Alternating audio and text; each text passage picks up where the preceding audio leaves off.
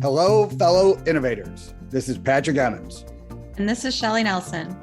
Welcome to the Innovation and the Digital Enterprise Podcast, where we interview successful visionaries and leaders, giving you an insight into how they drive and support innovation within their organizations. Today, we're welcoming Will McGivern-Smith to the show. Will is the Chief Strategy Officer at TrueData. He brings over 10 years of digital experience to TrueData, with an emphasis on desktop and mobile activation, optimization, and analytics. Prior to joining TrueData, Will worked at Nielsen Catalina Solutions for 5 years, shaping and growing a diverse set of functions, including data science, product, business development, and sales. Will holds a BA in economics from Carleton College and an MS in predictive analytics and data science from Northwestern University here in Chicago. Welcome to the show, Will. Thanks, Shelli and Patrick. Really a pleasure to be here today. Can you share with our listeners more about yourself and also some more about TrueData? Yeah, absolutely. For those that really want to dig into to my origin story, I'm happy to do that. So, really kind of high level and simply, I grew up in Madison, Wisconsin. So sort of, born and raised here in the Midwest, and went to Carleton College, to your point, Patrick, for my undergrad work. Specialized in economics and kind of a very quantitative sect of economics. After graduating, I graduated in 2009, during the, truly the kind of mortgage crisis. Not a great time to be finding a job, but I landed one at Starcom MediaVest, one of the big advertising agencies here in Chicago, really focusing on kind of TV research and looking at, what types of populations and viewership were really engaging with which type of TV shows, and using that sort of data and analysis to help, brands and marketers kind of plan and optimize their TV advertising spending. At that same time frame, kind of 2009, I remember kind of a very formative article in The Economist, front page article called "The Data Deluge," and this was really, kind of right, during the time that the lexicon of big data, predictive analytics, data science was kind of coming into vogue and kind of front and center. And I remember reading that and thinking, this is really the kind of sect and area that I want to play in, with a background in econ, a lot of econometric work.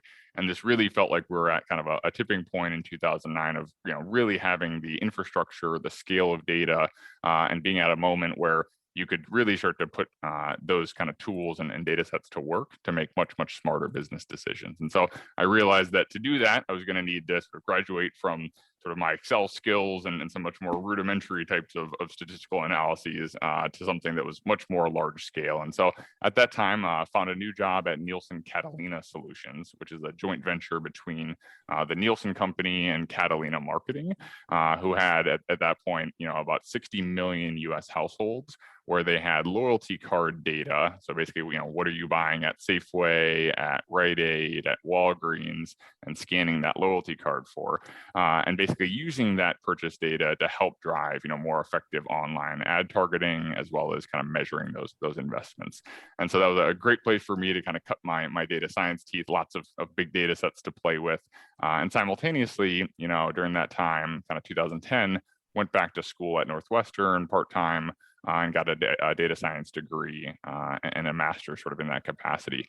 That was a really, great moment, at least for me personally, to kind of have workplace, projects that were very, very rich in terms of, data and analytics, while also learning, new analytical techniques and sort of methodologies to kind of, put to work at work. And so great, kind of moment there in my trajectory.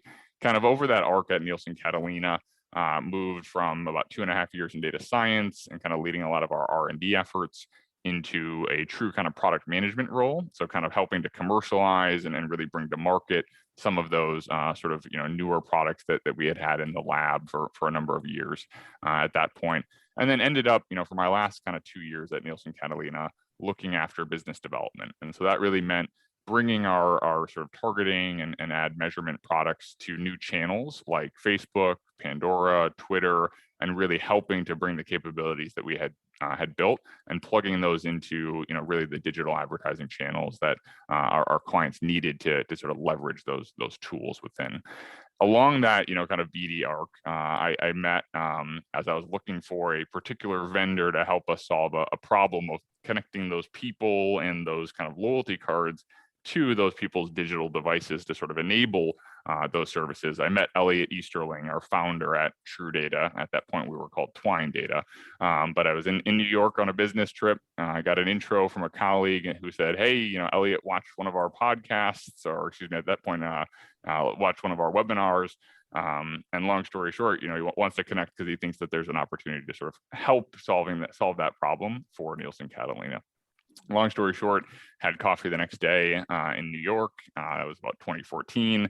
While Elliot and Twine at that point weren't big enough for me to bring in front of the Nielsen sort of privacy overlords, he had done sort of an incredible job with 3 people at that point in terms of starting to build out his digital identity graph to kind of connect people to devices. And so we stayed in touch. About a year later, I'd helped do some consulting work to get his business to a point where he could really raise sort of his seed round, and ultimately came on board in 2015. And so it's been, at this point, about 6.5 years of a lot of, sort of great results, and also, definitely a lot of work at TrueData. And I've sort of, moved through an arc of starting out in a business development role at TrueData to really help us get to the point where we could raise a true Series A and really engage with the kind of venture community. And then since then, I've taken on product management. I was the chief product officer for about 3.5 or 4 years at TrueData. And then recently I've graduated really just focused on strategy and corporate development. So interesting. I'm curious why it went from the name Twine Data to TrueData. It's a great question. It was a hard change for me. I liked the name Twine.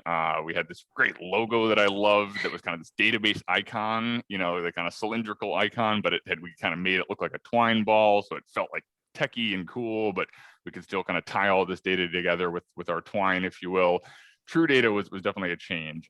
And I think, at the end of the day, it was the simple reason was we needed our name to sort of embody, really what we stood for. And as we were talking to, the advertising community, advertising agencies, it was a lot easier to go in with a name like TrueData and immediately have folks understand, yeah, maybe that feels a little trite, but we understand generally what you're aiming at, versus Twine, which, maybe required a little bit more of a discussion to help people understand the background there.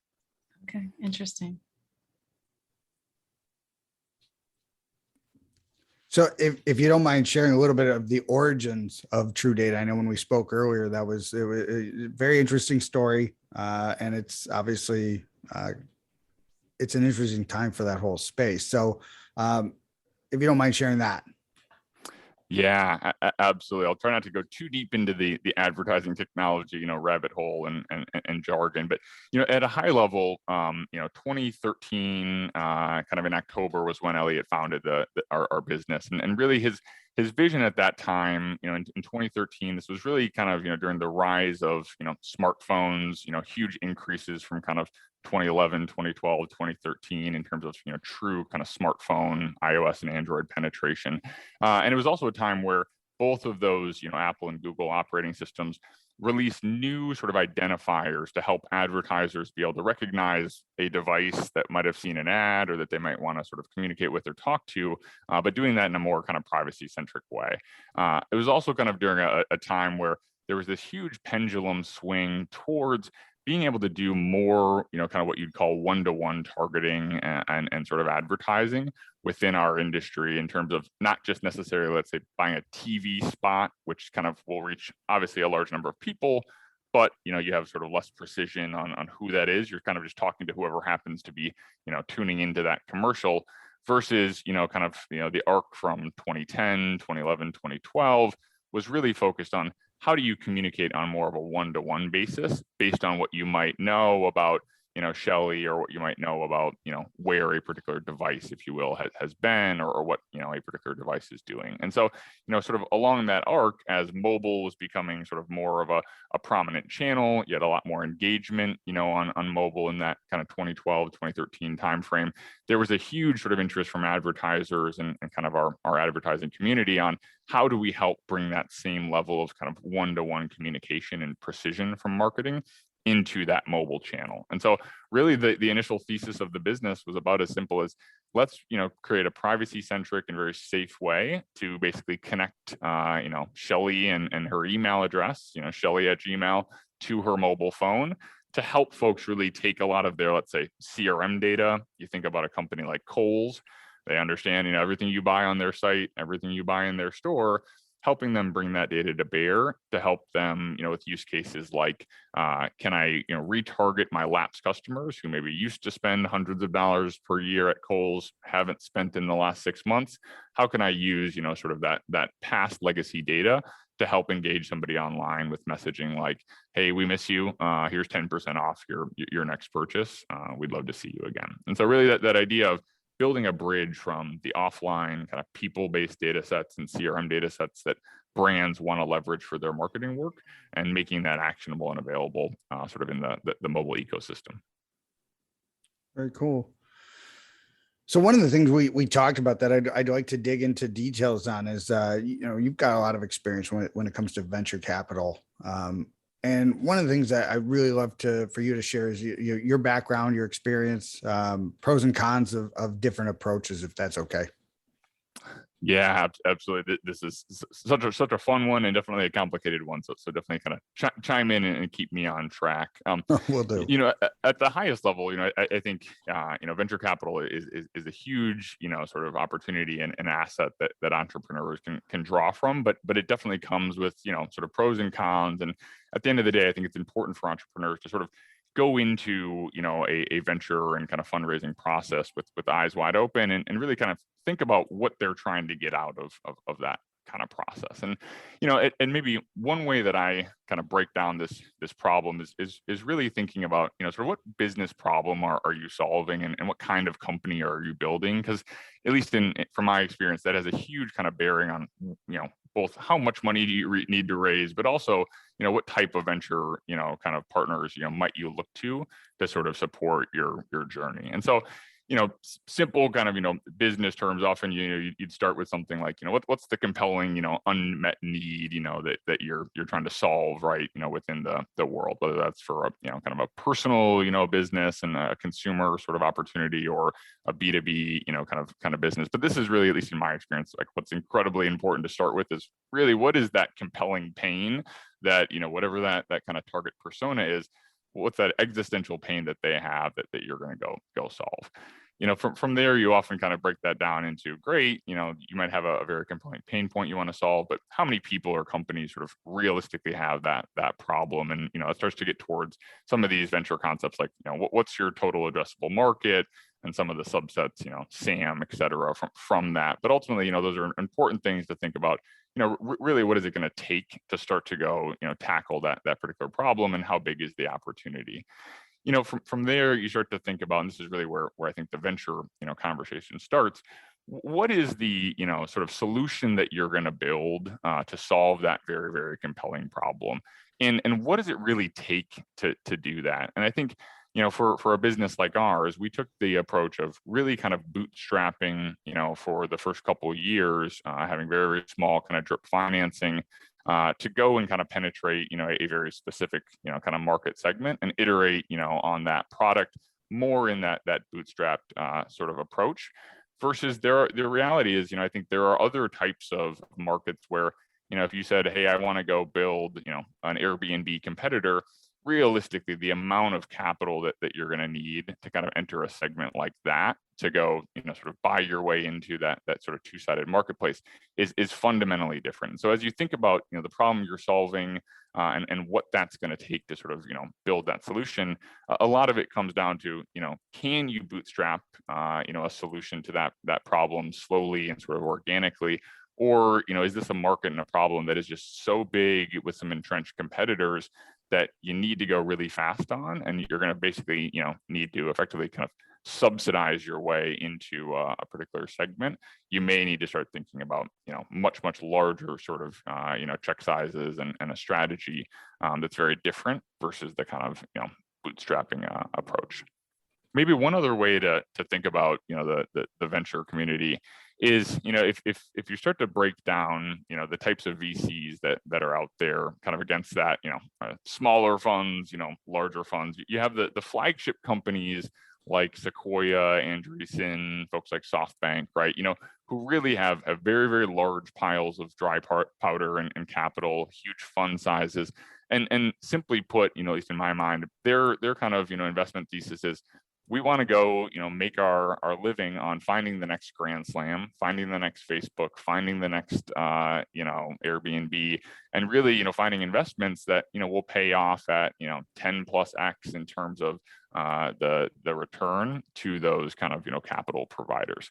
At the other end of the spectrum, you have more of the kind of, smaller VCs like our lead partner at Aligned, who has a much smaller fund, writes, much smaller kind of check sizes. And ultimately, her thesis is, capital efficient businesses that can get to profitability and ultimately an exit with less than $10 million in total capital raised. And so when you start to think about, what you see from an Andreessen or a Sequoia, if you're lucky enough to have the kind of entrepreneurial track record that you can go raise money from that community, there's a huge opportunity, that creates around the cachet of those funds, the amount of capital that they, can inject into your business, the ability for those funds to go deep into your fundraising cycle, Series A, Series B, Series C. But, typically what that comes with is you have larger valuations and larger check sizes, which really importantly for entrepreneurs specifically means that you're going to have more preference. And so what that means is, at the end of the day, if you go raise, let's say $100 million on $1 billion valuation, you're going to need to sell your business for at least, $100 million before you even have a chance to make anything. And so where the rubber meets the road is, you see these kind of very large, scale unicorns who have perpetually, gone through the fundraising cycle, haven't necessarily built a profitable business, and have really, lived on raising a round, growing to raise another round.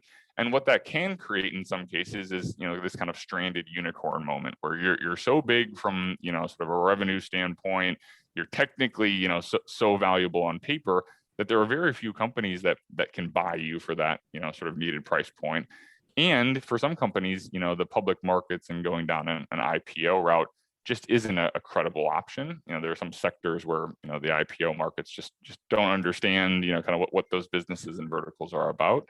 And that can be very challenging, if you get to a point where you're a very large company, but there aren't big enough acquirers out there, in the private space to kind of take over your business, at the right multiples. And you can get into situations where you just can't, find liquidity for your business at sort of a number that gets you over that preference stack. And so that's, the benefit of those large funds is cachet. If you can, get those large checks, you can hire way ahead of revenue. You can go incredibly fast.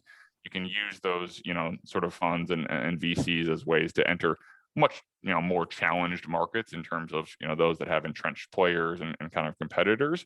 But it comes at the cost of, again, a lot more preference and frankly, a lot of control that type of VC is going to want to, exert on your business. Versus, the lower end of the spectrum, raising smaller, rounds, you're going to have a smaller kind of preference hurdle that you need to get over as an entrepreneur ultimately, to realize sort of an event once you're at escape velocity. But you're going to have less money to play with, and you're going to probably have to be much more focused on, getting to profitability, more quickly. And it can also create situations with those smaller funds where you may, have raised a Series A or a Series B from one venture partner who just isn't going to have the check size and, the kind of, dry powder in their fund to go help you with the Series C, for example. And when you're in those moments, that can create some conflict around how do you bring in a new capital partner who can, write those bigger kind of later stage checks, while also, kind of recapping out your earlier investors who probably have some serious control provisions over, when and how you can raise, and those things, can create friction in those kind of smaller funds. That's awesome. I love all of that. There's a couple of things I want to dig in on. You mentioned Series A, Series B, Series C, and maybe for our listeners, I'm at times unclear of exactly what Series A, Series B, right? So I think it's a big challenge for people who haven't been through it, right? So if you could share maybe, that process and mechanics, how does it get started, right? When do you start looking for these, right? What are the events that cause these to go to a Series C, right? And seek maybe a bigger check from like who you started with. Yeah, makes a lot of sense. It's a great question. I think, if I maybe use our business as sort of an anecdote, but kind of extrapolate from there, for us, the early stage moment of looking for at least our seed round was really about, we had an idea, we had, a little bit of data coming in at TrueData. We had, 2 or 3 customers that were licensing, sort of our identity product at that point, kind of in 2014. And we realized, okay, we think we're onto something. We have revenue coming in the door, but we need to go hire a little bit ahead of revenue. We don't have the cash flow right now to bring on, the additional engineers that we want, another salesperson. And so we're going to need some outside money to be able to go, kind of move faster, hire ahead, and sort of, keep our growth rate, kind of in the area that we wanted it. And so what that meant was, really kind of raising a seed round. And so that was about, $300,000 that we raised in 2014. And ultimately, that was from kind of a network of very, very small angel investors in San Francisco called the Band of Angels. And so think about this as a group of very successful, wealthy people who get together, who are certified investors and collectively, sort of put money into early stage companies. And so that was a hugely formative moment for us. And with that kind of, early stage seed round, to be able to get, at that point, $300,000 for the 4 of us and be able to go effectively double the team size, hire a couple more engineers, hire a salesperson. That process, in the early stage, kind of, venture community is very standard to have these, angel groups of, small, networks of, high net worth individuals who do angel investing. There are also, smaller kind of angel funds, that are very focused on that extremely early stage kind of high risk investing. But typically, the process there, in early stage isn't fundamentally dissimilar, from the later stage in investing. Often, you're going to start by reaching out to a number of these smaller angel funds, like you might, with some more, large scale VCs. And you're going to start probably by talking to an analyst, and you're going to have to tell them your sort of high level story. You might then move into, kind of up to an associate, which is kind of the next level of gatekeeper at these venture firms. But ultimately, your goal is to get a meeting with, kind of the, if it's a true venture firm, the partners, or to be invited, to one of the investment committee discussions for one of these kind of smaller, angel networks, and really, pitch your business. And typically, what that looks like is you're going to have a very standard, sort of artifact, which is kind of a pitch deck, and you can go online and look at lots of great examples of venture pitch decks. But this, basically lays out, here's the high level problem that you're trying to solve in the market and why it's so important to solve, the solution that you're going to, bring to solve that, and why it's different and unique, and ultimately, other key elements like, how big is the market that you're tackling, what's the team that you have in place to go and sort of deliver on that problem. And in a lot of ways, it looks like a sales process. But at the same time, it's one of the most complicated sales processes that you'll go through, because you have to have a very simple, elegant story that resonates, sort of in an elevator or to somebody who maybe really doesn't understand your industry or your market, but also, sort of has a lot of the supporting detail, because you will run into that partner at, your VC or at an angel fund that really does understand your market. And so you're going to need to be able to kind of peel back the layers of the onion, if you will, and talk about big animal pictures. Here's the high level problem. People don't like hotels anymore. There's an opportunity to sort of rent your house and let folks, stay there. Here's the Airbnb, sort of solution. But long story short, making sure that you can go very, very deep into those nuances about, really sort of your ability to execute on that vision to get folks, who do understand your space much more comfortable. And so, typically, from there, if the partners and kind of your firm or the venture community, likes what you're talking about, then you'd, ultimately get a term sheet, which is going to talk about kind of the details around, all right, we believe your company is worth X dollars. We want to, sort of help you raise, write a check of roughly this size.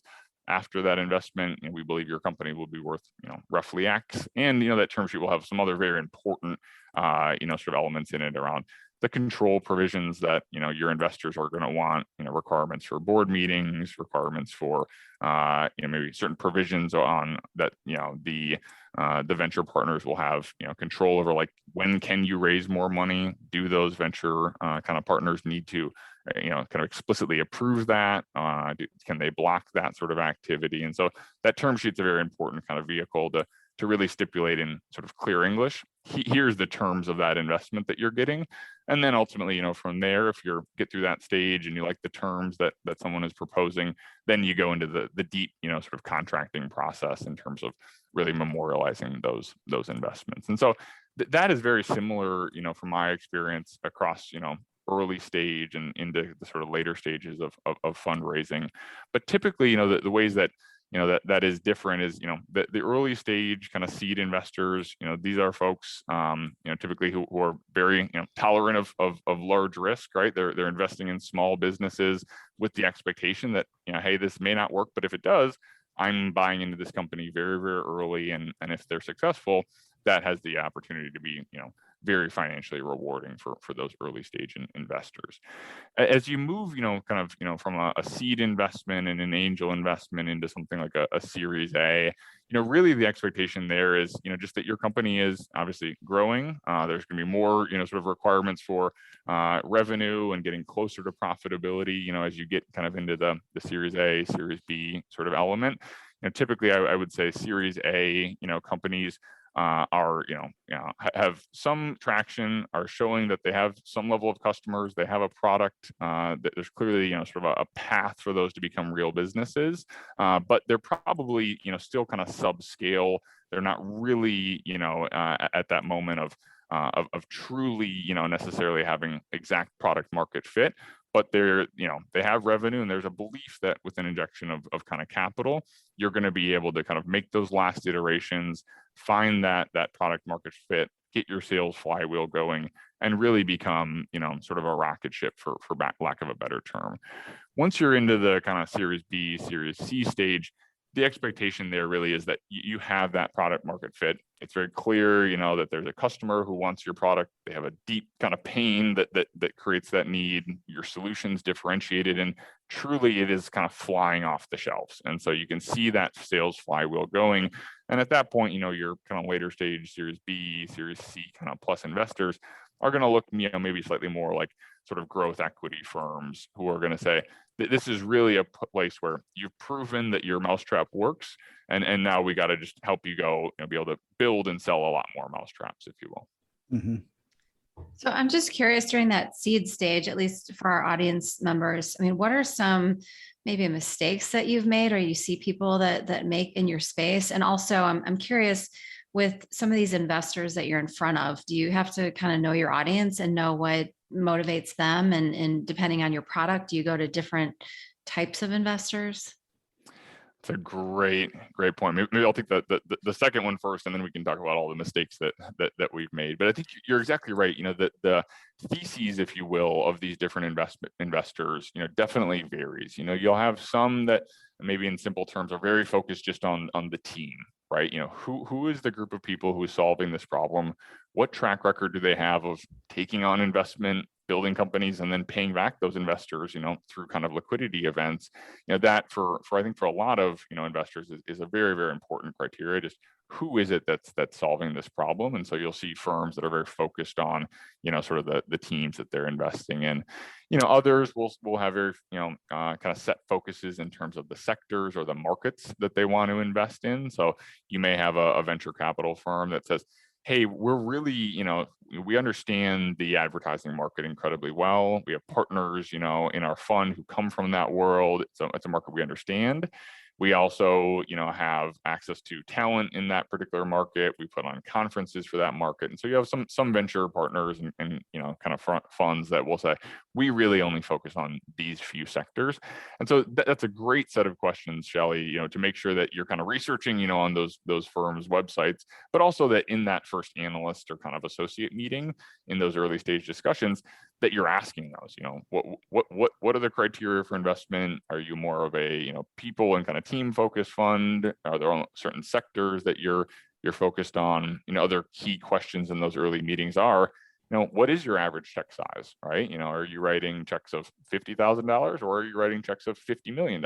And that becomes incredibly important, based on kind of your strategy and how you need to capitalize that strategy as an entrepreneur, to make sure that, of course, you're not wasting time on folks who are only going to write a check that either you don't need, or maybe, you say, hey, I don't want that size check because it's going to come with certain amounts of control and certain amounts of kind of preference that maybe aren't the right thing for your business. So that's maybe, on the kind of, venture side, a few bullets on some of the differences that I've seen. In terms of mistakes that we've made, we could spend probably 3 hours talking about all of our mistakes. All right, how about the biggest one? The biggest one, at least in fundraising, is for lack of a better term, I would say just keep it simple, stupid. I mean, this is really, you have to start at, kind of 100,000 foot level, if you will, sort of big animal pictures, as we like to say, and really, make the problem about as clear for anyone, from your grandmother to the person who most deeply understands whatever problem you're solving. That kind of problem statement needs to be incredibly clear and sort of elegant, and simple at the same time. So generally, problem statement, very, very important. How you articulate the solution to your problem, incredibly important. But ultimately, that kind of simple mantra, that should really flow through the entirety of that kind of pitch deck. We've made the mistake too many times of getting way too deep into the weeds and into the rabbit hole, about our market, how our product works, all the great things that we do, which is a very, I think, standard thing for entrepreneurs who are kind of living and breathing a problem every minute of every day. It's hard not to be a little infatuated with what you're doing and wanting to go really, really deep. That said, from a true, kind of fundraising standpoint and the sales elements within that, it can be really, really counterproductive, for that senior person who's in the room that really is one of the key decision makers on, kind of which companies get funded. If you're going deep into a rabbit hole that they don't understand and you're not kind of reading your room, that can, very much derail your kind of meetings and your pitches and your overall process. And so trying to keep the body of that story to be really, really simple, but then making sure that, in your appendix, you have all the proof points, so that when somebody digs in and asks those hard pointed questions, you can clearly kind of go to those deeper levels, but you can keep the story very, very high level, to the extent that that's where the partners and kind of the investor wants to stay. So I totally get what you're saying. As a person who does not have like the skill set to actually create that succinct, concise, and as you called it, elegant explanation, is that something like, is there people, like, who would you reach out to for help to like help craft that message of like making that impact? Because it is about being simple, right? But we all know that simple isn't easy, right? So it's a favorite story about like, I forget which general wrote a letter to Lincoln and apologized. Sorry, it's so long, I didn't have enough time to shorten it, right? Where I think that's really the whole point, is like I got concise, punchy, impactful. Is that something somebody on your team was able to do? Is that something you worked with an organization with? How did you guys solve that problem? Great question. And to your point, there's one of my mentors has a quote, which is, my price to write 1,000, words is $1,000. But if you want me to only write 500, that's $2,000. Because it takes awesome. that much longer, right? Totally. To be succinct. So, to your point, this is where, there's a, sort of a startup vehicle that we believe has been very, very helpful to us, which really is, kind of the advisor approach. And I think this is a great one for entrepreneurs, which is, as you're, formulating your company and, you have your sort of options pool set up, finding the right network of people who maybe, definitely aren't part of your company from an employee standpoint, but that really understand your market and that are entrepreneurs likely themselves and folks that can really, sort of aid in this process. And so at TrueData, we have, a dozen plus advisors, some who are very focused on engineering and can help our engineering teams with contemporary methodologies, et cetera. But we also have some that are very focused on, who are, CEOs who have, successfully raised money and exited, many, many businesses and who have been through, this fundraising and storytelling process a number of times. And so, I would encourage any, kind of entrepreneur to think about your advisor, kind of network within your organization, and how can you find somebody who has been through this fundraising process, successfully a number of times, to really, get them on board with some stock options, incentivize them, and sort of, spend an hour a week or an hour a month really kind of digging into that storytelling process. And so, first one is, advisors, if you have them and can kind of, bring them on board, huge opportunity. Other, options that we've used in the past are, there are actually companies that simply specialize in building pitch decks for fundraising. And so one of the folks who invested in us in one of our last rounds, put us in contact with a firm that they use, who that is their sole raison d'etre, is we help understand your background, your market, and we help you put that into simple sort of form. And we have on staff a group of great designers to build pretty, sort of visuals and decks, a great group of former CEOs who understand more of the, kind of storytelling process and the fundraising, arc, even down to, other kind of support staff along that way. And so obviously those are, aren't necessarily cheap things, but, broadly speaking, for something like $10,000, if that's, capital that you can put to work for, the purposes of getting more capital, you can find amazing people to help, really build your fundraising decks for you, if that's something that's available. That's great. That's great. And yeah, you mentioned boards, mentioned advisors, something that Shelli always likes to bring up, and I think is a really important part if we're going to develop as leaders, right? So you need help to grow your business. You need help to grow yourself. And so who are your mentors? What are some of the things that people in your life that really had an impact?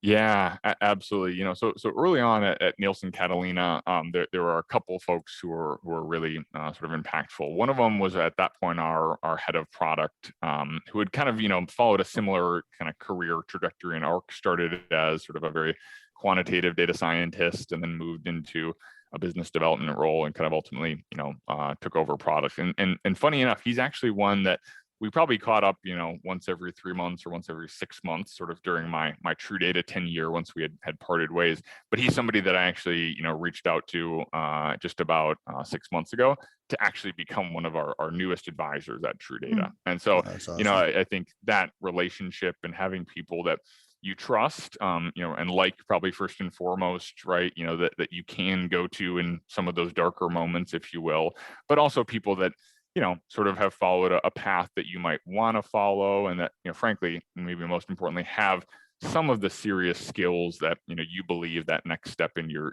career, probably requires. Finding those people and nurturing those relationships, and I think, frankly, in a lot of ways, just being able to be vulnerable with those kind of mentors, it builds a really, really good relationship, and trying to, sort of maintain and invest in those is great. And I'm always surprised by, even if I feel like I haven't necessarily caught up with a former mentor or sort of coach in a long time, and I'm feeling guilty, it's 9.5 or 10 times out of 10, right, that you write that person a note and they say, oh, it's so good to hear from you, definitely been too long, let's dig in. And so, long story short, I think it's just a reminder to just reach out, put yourself out there, and talk to those people who you respect and you like, because that is one of the, at least for me, one of the best ways to learn. Awesome. Sorry, Shelli, for stealing your question. No, it's perfect. Perfect timing. Yeah. Well, thanks so much. Amazing information, really great insight, boots on the ground experience. I love the focus on the different regions. I do think the way that venture capital, is represented here in the Midwest is very different, right? And it's very much profit centric. We can argue pluses, minuses around that, but it's really, to your point of like from your business structure, what's benefit to you. But I really just want to say thanks again. I really appreciate you coming on the show, sharing your wisdom, sharing your experience and your voice, because you really have an awesome voice for radio. And you're not just a face for radio, as we always hear. You're a good-looking guy, so you could do the video stuff, which is cool. I'm more the audio stuff. We'll stay there. Well, my running joke, Patrick, is I got the voice for billboards. So you know how that goes.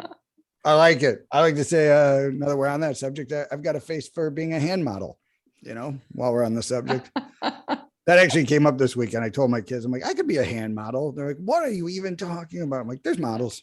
Anyways. All right. So, Will, thanks so much for coming on the show, sharing your wisdom, your experience. It's been a blast. Congratulations on all the success, and we'll keep eyes on you and wish you nothing but the best in the future. Really appreciate it, Patrick. Thanks so much, Shelli. We also wanted to thank our listeners. We really appreciate everyone taking the time to join us. And if you'd like to receive new episodes as they're published, you can subscribe by visiting our website at dragonspears.com/podcast, or find us on iTunes, Spotify, or wherever you get your podcasts. This episode was sponsored by Dragon Spears and produced by Dante32.